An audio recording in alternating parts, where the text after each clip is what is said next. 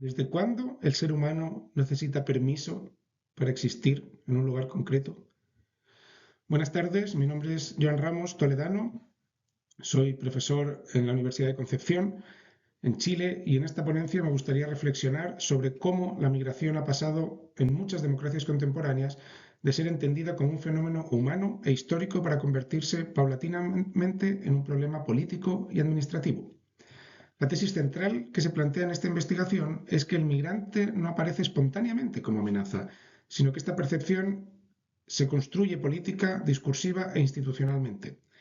Y esa construcción no solo influye en el debate público, sino también en la propia interpretación de la normativa y, por lo tanto, de la actuación cotidiana de la administración pública. Para abordar todo este tema me voy a centrar principalmente en el caso chileno, aunque conectándolo con dinámicas más amplias que se pueden observar también en otros países. La movilidad humana no es una anomalía histórica. De hecho, probablemente es al contrario. La movilidad es una de las características más constantes de la experiencia humana. Durante milenios los seres humanos se desplazaron, nos desplazamos buscando alimento, seguridad, condiciones climáticas más favorables, mejorar nuestras posibilidades de vida. Por ello, me interesa partir de esa pregunta que les hacía al principio. ¿En qué momento, como especie, empezamos a necesitar, empezamos a asumir como normal que la autorización formaba parte de nuestro derecho a existir en otro lugar? Porque cuando el movimiento humano comienza a percibirse como sospechoso, eso probablemente dice más de nuestras formas contemporáneas de poder y de control que sobre la naturaleza propia de la migración. Es decir, migrar, controlar radicalmente esa migración. Migrar es natural, controlar esa migración, esa movilidad no es natural ni eterno. Es una construcción política relativamente reciente, además.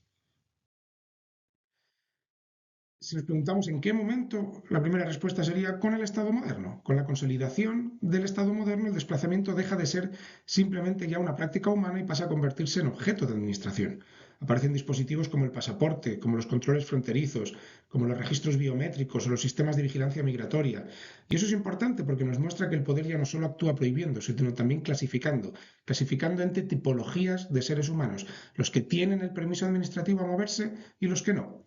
En este sentido, el migrante deja de ser ya únicamente alguien que se mueve y pasa a convertirse en un sujeto administrativamente identificable, verificable y eventualmente sospechoso. Nos resulta bien útil aquí la idea Foucaultiana de gubernamentalidad, la capacidad del poder para gestionar poblaciones, ordenar cuerpos, regular circulaciones. Uno de los elementos más interesantes, si abordamos esto en el caso chileno concreto, es la distancia existente entre la percepción ciudadana, el discurso político dominante sobre migración y los datos disponibles. Algo que forma parte de la ciencia política, por ejemplo, y de otras ciencias sociales, es aportar datos que invaliden o confirmen un relato. En este sentido, hay diversos estudios, pueden consultar toda la bibliografía y la webgrafía al final, donde encontrarán todos los informes de donde se extraen estos datos, muestran que la población migrante en Chile realiza aportes significativos, importantes, tanto al mercado laboral como al sostenimiento demográfico, incluso al sistema público de salud. Las personas migrantes en Chile contribuyen más al sistema público de salud de lo que consumen sus recursos. Como en otras sociedades contemporáneas, Chile enfrenta problemas de envejecimiento poblacional, disminución de la natalidad, trabajos que la población local no quiere realizar, y la migración contribuye a compensar principalmente estos hechos.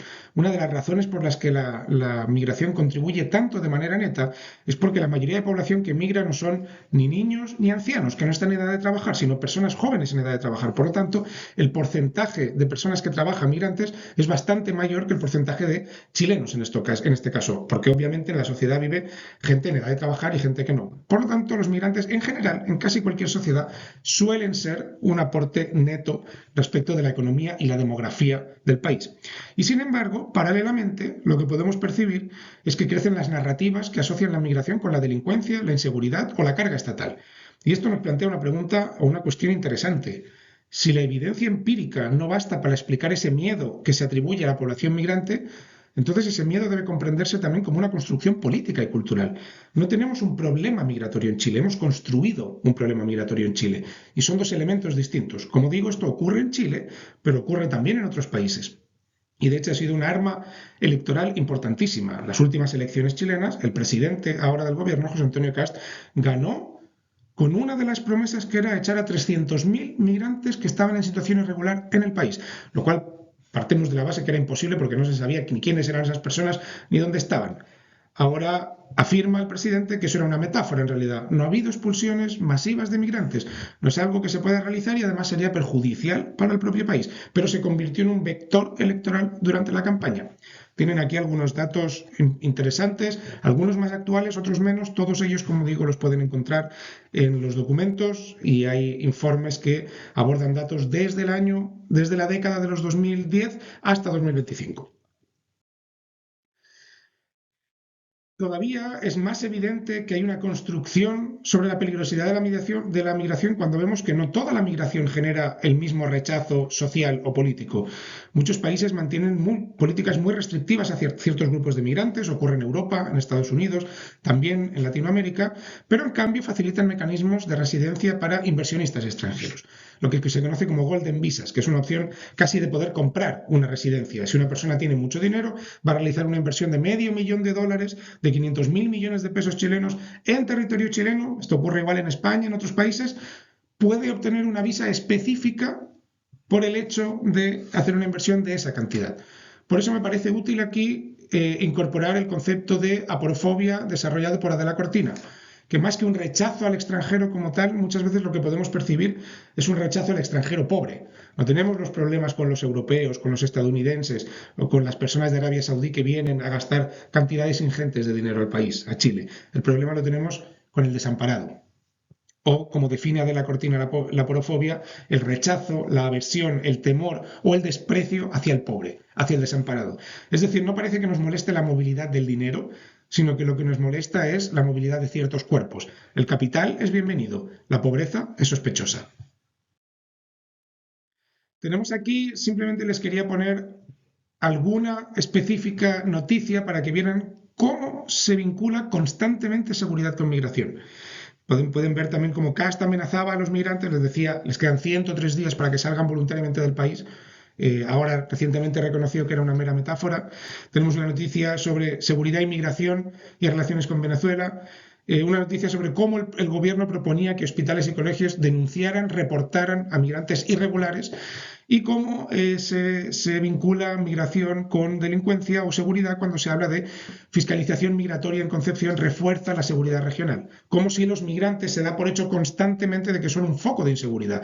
Eso es una construcción política de un hecho que no está fácticamente demostrado. De hecho, no se puede demostrar porque no existe una correlación entre migración y delincuencia. Hay consenso en general en las ciencias sociales sobre este hecho. Sin embargo, jurídico-políticamente no se aborda. Se omite este discurso. Incluso en discursos de la izquierda, como hacía Jara, se asume que la migración supone un problema. Solo supone un problema porque lo hemos construido como problema.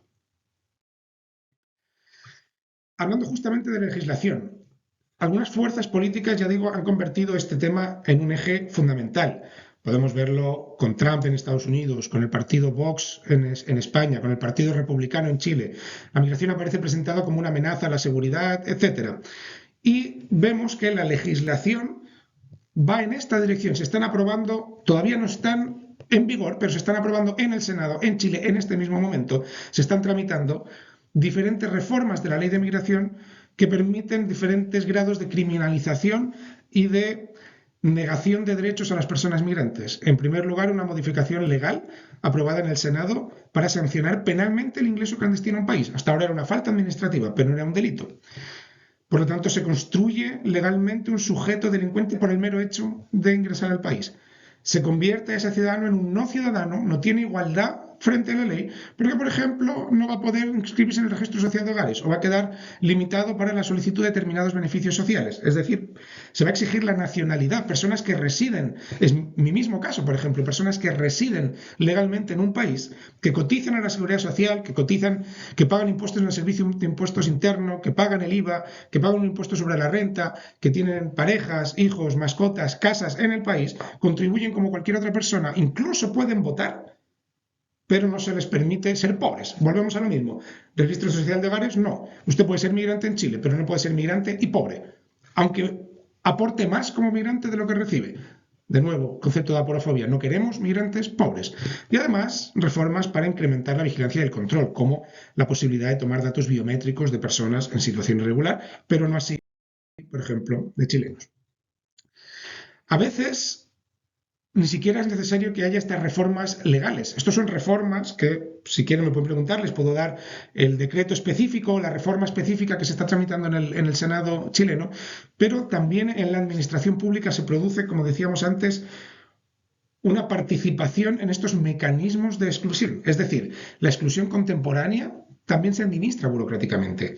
A veces es difícil legislar, pero no es tan complicado modificar prioridades institucionales que permitan reinterpretar u orientar esas normas, endurecer prácticas administrativas. Recordemos que la administración pública es guiada por el poder político y controlada por la legislación. Pensemos en Kelsen, en Ferrajoli, autores que trataron de embridar de alguna manera la administración pública, el poder político, por su tendencia a descontrolarse. Tenemos un ejemplo aquí de cómo ya en este mismo año ha cambiado el primer y principal objetivo específico del Servicio de Migraciones, que venía siendo resolver con cierta eficacia los procesos de solicitud de residencia, mientras que ahora el primer objetivo del Servicio Nacional de Migraciones es tramitar los proyectos de expulsión, es decir, expulsar a más personas. Y vemos en una imagen que tienen aquí de hace bien poco, del 26 de marzo de 2026, una fiscalización de personas migrantes, en este caso parece que en situación de calle, o podemos verlo de otra manera, un hostigamiento de personas extranjeras. Y aquí se mezcla en situación de calle, de nuevo, la aporofobia con el racismo y la xenofobia. Interseccionalidad también en la pobreza y en la discriminación.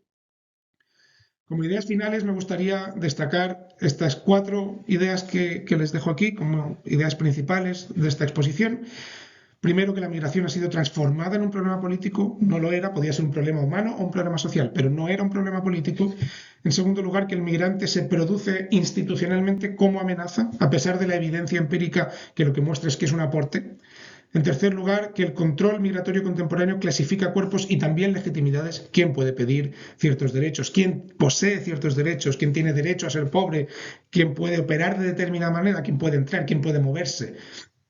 ¿Quién puede ser humano de una forma determinada y quién puede ser humano de una manera que el Estado limita? Y finalmente, que la criminalización de la migración responde más a una mezcla de intereses políticos y planteamientos abiertamente racistas, aporofóbicos y xenófobos que la propia realidad social de la convivencia de estas personas en cualquier territorio. En este caso es en Chile, pero este análisis es muy similar en otros países como Estados Unidos, Italia, España, Austria, Alemania, países con una creciente tendencia a la derechización. Y Chile, por supuesto, que tiene un gobierno en este momento claramente de extrema derecha, casi filofascista. Les dejo también la bibliografía principal, si quieren consultarla, y una webgrafía donde tienen unos enlaces, pueden hacer clic y entrar para que vean algunas de las noticias que están en la PPT, pero también, obviamente, los datos duros principales sobre el aporte de las personas migrantes en Chile. Y para terminar, nada más que una frase, yo creo que apropiada en este momento, una frase de Hannah Arendt: tomamos conciencia de la existencia de un derecho a tener derechos solo cuando aparecieron millones de personas que habían perdido esos derechos y no podían recuperarlos. Muchas gracias.